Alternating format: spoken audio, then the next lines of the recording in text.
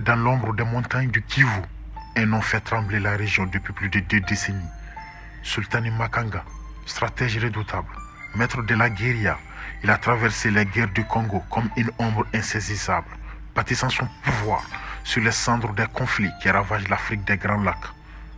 Qui est vraiment cet homme mystérieux, à la fois chef de guerre et fantôme insaisissable. Héros pour certains, criminel pour d'autres, son parcours défie l'entendement. Des rangs du Front patriotique rwandais aux rébellions sanglantes du M23, il a survécu à toutes les tempêtes trahissant et éliminant ses rivaux, échappant aux manats d'arrêt internationaux et défiant les plus grandes puissances de la région.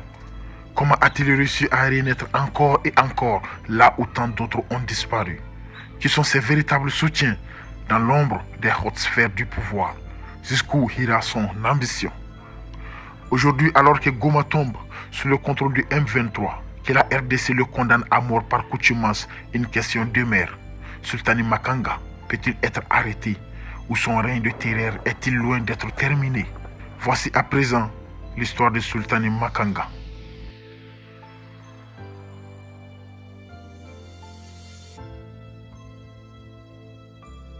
Sultani Emmanuel Makanga est né le 25 décembre 1973 à Rutshuru, dans la province du Nord Kivu, au Zaïre. Il grandit dans la partie nord de Buito, dans le territoire de Rutshuru. Sa famille appartient à la communauté Tutsi de Masisi. Au début des années 1990, Sultani Makanga rejoint le Front patriotique rwandais FPR. Il combat pendant la guerre civile rwandaise et accède au grade de sergent dans l'armée rwandaise. Un exploit inhabituel pour une recrue congolaise. Durant la première guerre du Congo, il participe à la rébellion de l'Alliance des forces démocratiques pour la libération du Congo, AFDL, qui renverse Mobutu en 1997. Il aurait ensuite été emprisonné sur l'île d'Iwawa pendant plusieurs années pour avoir refusé d'obéir aux ordres de ses supérieurs de l'AFDL. En 1998, durant la deuxième guerre du Congo, Sultani Makanga participe à l'opération Kitona sous le commandement de James Kabarebe. À la suite de cette opération, il devient commandant des opérations au Katanga. En 2005, Makanga est basé à Rutshuru et sert comme commandant de bataillon au sein du Rassemblement congolais pour la démocratie RCD. C'est à cette époque qu'il rejoint le Congrès national pour la défense du peuple CNDP du général Laurent Nkunda, dont il devient l'un des proches adjoints. Le 23 mars 2009, après la destitution de Nkunda par Bosco Ntaganda, un traité de paix est conclu entre le CNDP et le gouvernement de la République démocratique du Congo. L'accord prévoit, entre autres, l'intégration des forces armées du CNDP dans les forces armées de la République démocratique du Congo. Dans ce cadre, Sultani Makanga est nommé commandant adjoint des opérations du Sud Kivu. En avril 2012, en raison de l'incertitude quant à leur sort, d'anciens dirigeants du CNDP intégrés à l'armée congolaise ainsi que quelques centaines de soldats se mutinent sous l'impulsion de Bosco Ntaganda, qui fait l'objet d'un mandat d'arrêt de la Cour pénale internationale et dont des rumeurs d'arrestation circulent. Le 4 mai 2012, convaincu par Kigali, Sultani Makanga, dont les relations avec Bosco Ntaganda sont tendues depuis la destitution de Laurent Nkunda, fait défection des forces armées de la République démocratique congolaise. Il est rejoint alors avec ses officiers, Ntaganda et sa rébellion, retranchés dans une zone du Masisi à la frontière rwandaise. Le 6 mai 2012, le mouvement du 23 mars M23 est créé avec Sultani Makanga à la tête de sa branche armée. Le 13 novembre 2012, après la prise de Goma par le M23, des sanctions sont imposées contre lui par le Conseil de sécurité des Nations Unies, gel de ses avoirs et interdiction de voyager. Le 28 février 2013, Makanga destitue Jean-Marie Runiga de la présidence du M23, l'accusant de soutenir le général Bosco Ntaganda sous mandat d'arrêt de la Cour pénale internationale. Cette destitution entraîne une scission au sein du mouvement, suivie d'affrontements entre les partisans de Makanga et ceux de Ntaganda, dirigés par Runiga. Ces combats succèdent par la déroute de la faction de Runiga qui se réfugie au Rwanda. Sultani Makanga est une figure clé dans l'histoire du M23.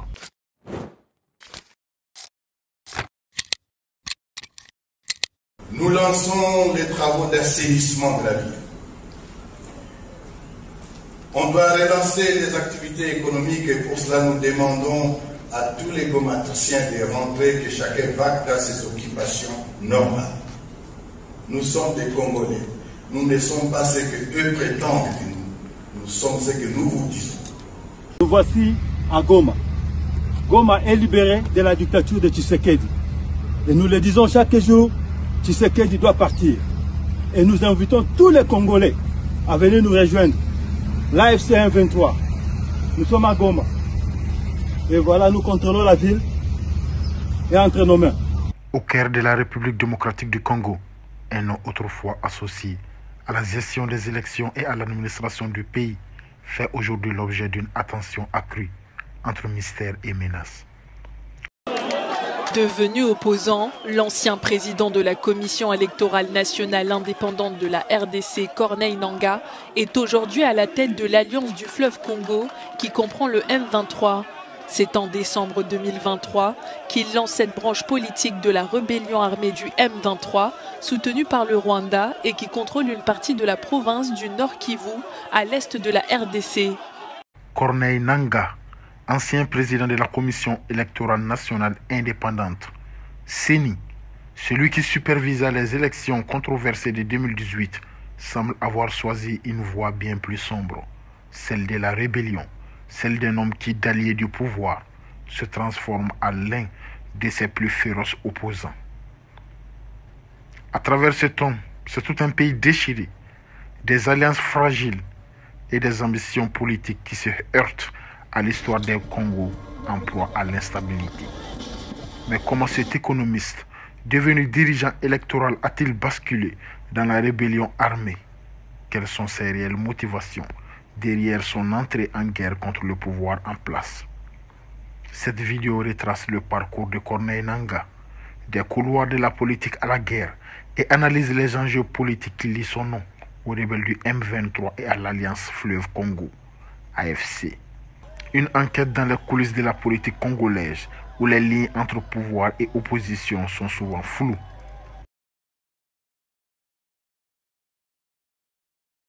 Corneille Nangaa voit le jour le 9 juillet 1970 à Bokboya, dans le territoire de Wamba, dans l'ex-province orientale du pays. Un enfant du nord-est du Congo, un économiste de formation qui se distingue par une carrière marquée par des missions dans l'assistance électorale à travers plusieurs pays africains. De la Côte d'Ivoire au Cameroun, il devient un expert reconnu des questions électorales. Ses compétences le mènent à la Commission électorale nationale indépendante CENI, où il se distingue rapidement en 2005 comme superviseur technique national. Le monde politique congolais est un univers où les tensions sont permanentes et où les compromis sont souvent synonymes de pouvoir.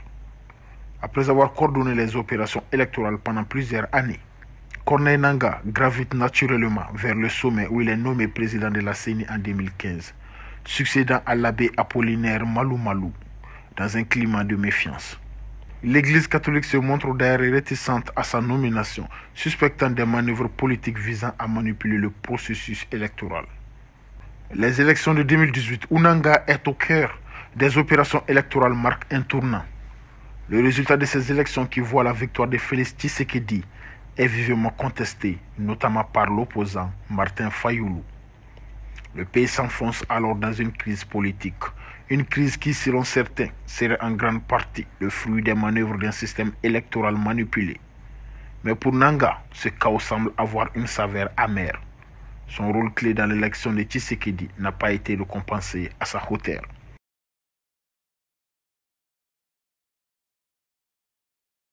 Frustré et en quête de reconnaissance, Corneille Nangaa se tourne alors vers la politique active en 2023 en fondant son propre parti, l'Action pour la dignité du Congo et de son peuple, ADCP, avec l'ambition de se présenter à la présidence en 2023. Mais sa campagne prend une tournure inattendue lorsqu'il révèle un accord secret entre Joseph Kabila et Félix Tshisekedi, un pacte qui aurait permis au président actuel de conserver le pouvoir. S'ensuit un climat de menaces et de tensions, poussant Nangaa à l'exil. C'est du mensonge.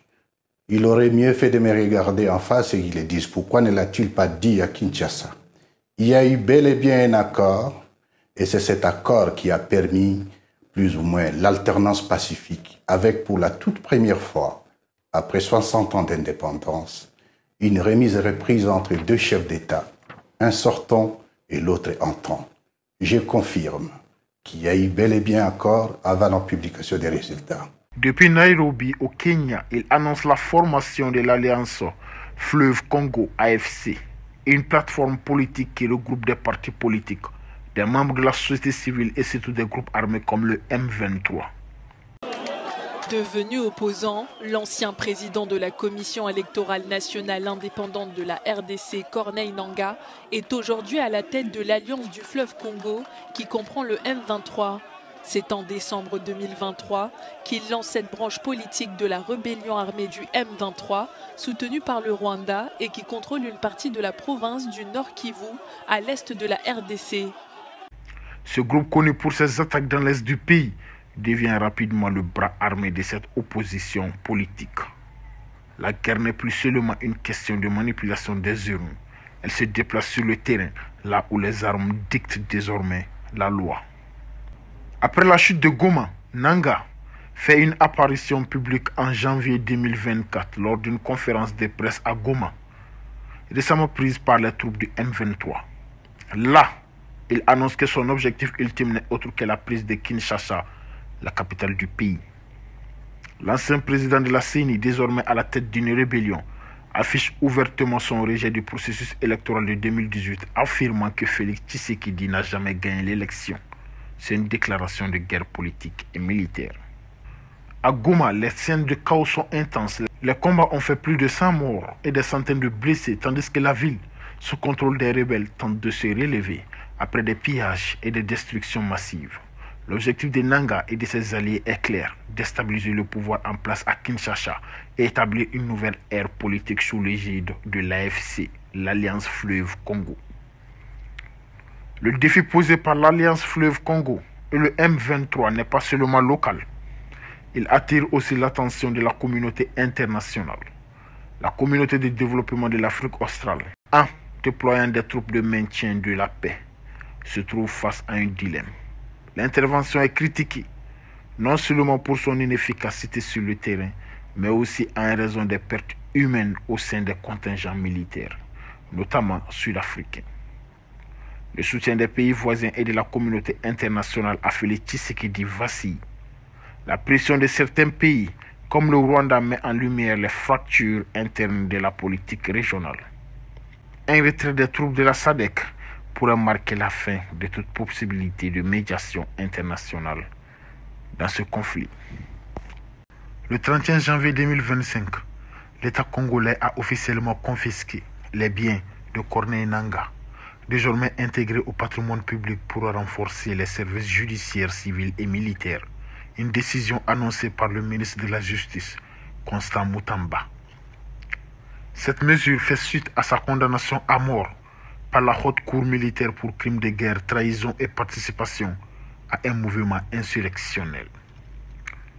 Dans un procès tenu en juillet 2024, où seuls 5 des 26 accusés, dont les chefs historiques du M23, Sultani Makanga et Bertrand Bisimwa, étaient présents, le procureur a invoqué le statut de Rome, fondement de la Cour pénale internationale CPI et le code pénal congolais pour établir la responsabilité hiérarchique de Nangaa dans les exactions commises par ces hommes, soulignant que son inaction face au massacre de civils et au déplacement forcé dans l'est du pays le rendait pénalement coupable. Les fonds issus de la vente de ces biens prévus en 2025 doivent indemniser les victimes d'une guerre attribuée à une agression rwandaise selon Kinshasa. En parallèle, les sanctions américaines et européennes contre Nangaa et l'AFC, l'Alliance Fleuve Congo, accusés de chercher à renverser le gouvernement et d'alimenter l'instabilité, révèlent les enjeux transfrontaliers d'un conflit où le Rwanda, bien que silencieux, est régulièrement pointé du doigt pour son soutien aux rebelles. Ce procès marqué par des jugements ibn absentia et des plaidoiries éclipsées par l'absence des accusés soulève des questions sur l'efficacité d'une justice congolaise perçue comme à la fois instrument de légitimité étatique et outil de règlement politique.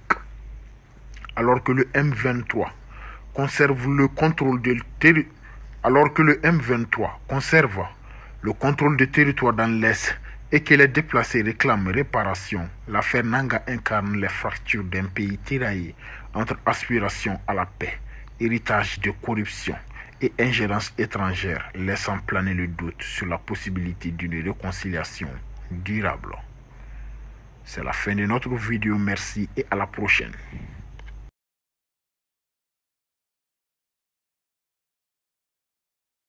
Ici au musée, à Goma. Comme ça fait bien entendu depuis 10 jours que nous sommes rentrés dans la ville. Comme nous l'avions dit, nous avions trouvé une ville meurtrie. On a trouvé un chaos. On a trouvé le pillage qui a eu lieu parce que les fouillards ont pillé la ville en va de partir. Mais surtout, ils ont tué l'ancien gouverneur, le général Chirimwami. Nous sommes entrés dans la ville. Le premier jour, les FARDC s'étaient rendus. Mais le deuxième jour, une partie qui était restée a repris une sorte de résistance qui a occasionné malheureusement des affrontements dans la ville. Alors la plupart, disons, ce dont on parle aujourd'hui en termes de morts, c'est plutôt les combattants qui sont tombés pendant les hostilités. Et ces combattants, il y avait bien entendu les FARDC avec la coalition, c'est-à-dire des Burundais, mais des faux Wazalendo qu'on a armés, que le régime a armé pour dire qu'il devait défendre le pays en lieu et place de l'armée, mais aussi la coalition internationale de dite Samir DRC qui s'était engagé dans la belligérance.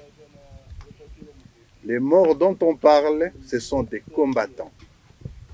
Et parmi ces morts figurent aussi nos hommes que nous avons perdus dans ces combats. La manipulation autour des statistiques et autres, ça c'est le régime de Kinshasa.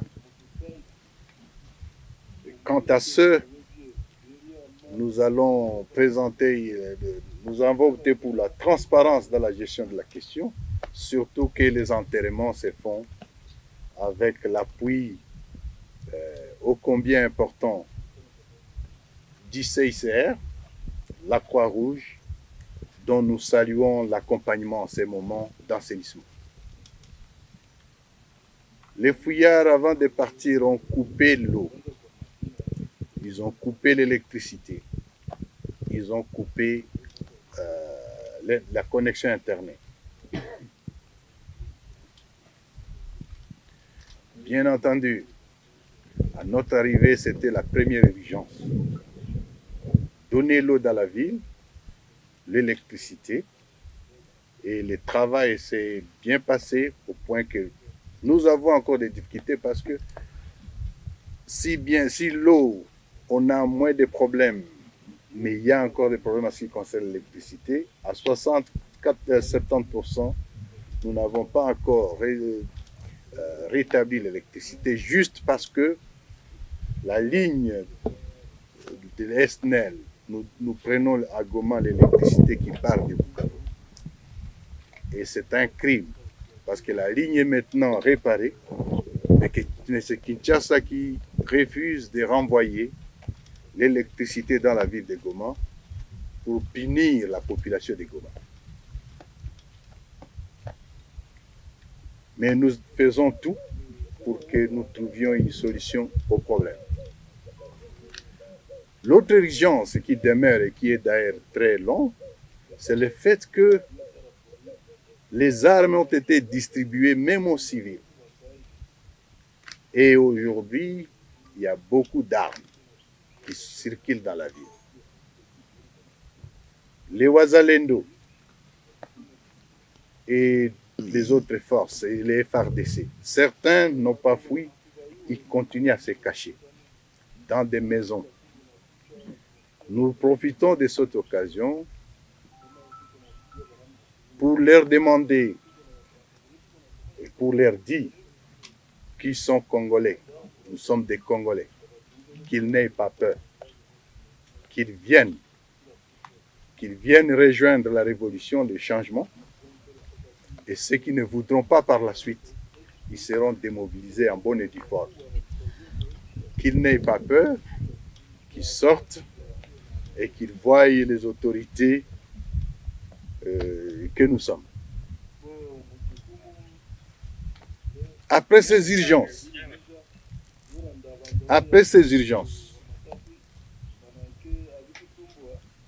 nous devons passer à la phase de stabilisation.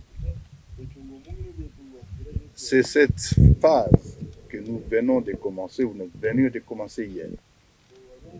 La première activité hier c'était d'installer, d'administrer les territoires. Aussi, nous avons nommé un gouverneur de la province du Nord Kivu et ses 2 adjoints. Ils vont prêter serment demain et dès demain, ils doivent commencer le travail parce qu'il y a tellement de travail. Nous avons désigné en même temps le nouveau maire et son adjoint, maire de la ville. De la même manière, nous les installons dès demain. Les bourgmestres de la ville ont été désignés aussi. Et aussi, dès demain, le travail commence.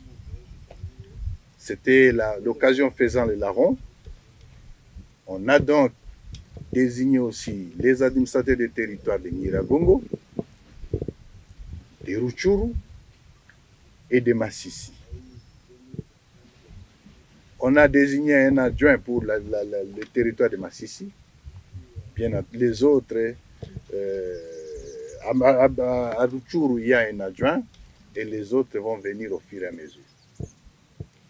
C'est fort de ces départs de stabilisation et fort surtout de l'accueil que nous a réservé la population. Nous notons que les attentes sont énormes. Et nous mesurons, nous regardons, nous avons là la mesure des responsabilités qui sont les nôtres. Des responsabilités qui appartiennent au nouvel exécutif de la province. On est venu pour servir la population. On est venu pour les Congolais. On est venu pour amener le changement. On ne pouvait plus rester bras croisés et regarder ce qui s'est passé à ces niveaux. Dans le cadre de cette stabilisation, dès la semaine prochaine, nous allons lancer les activités de l'enseignement. Donc les écoles seront réouvertes. Dans la même logique, les services de l'État vont être ouverts. En même temps, les activités économiques sont déjà de toute façon lancées. Dès ce soir, nous commençons les consultations avec les différents groupes. La FEC, la société civile,